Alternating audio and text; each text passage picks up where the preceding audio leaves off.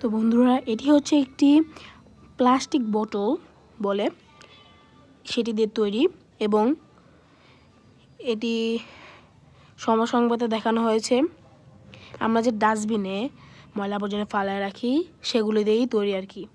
তো এখানে একটা পৃথিবী বানিয়েছে একটা দানব, বহু বড় একটা দানব। এই দানবটা পৃথিবীর উপর হাত দিয়ে রাখছে বা রোল করতেছে, যেটা বোঝা যাচ্ছে।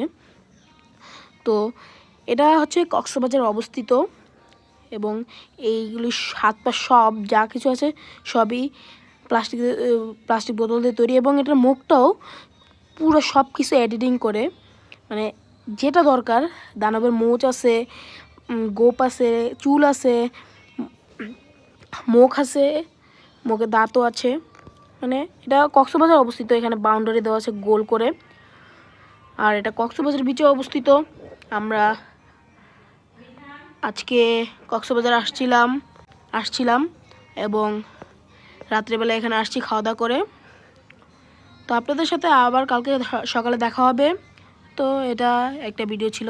আল্লাহ হাফেজ, আসসালামু আলাইকুম, বাই বাই।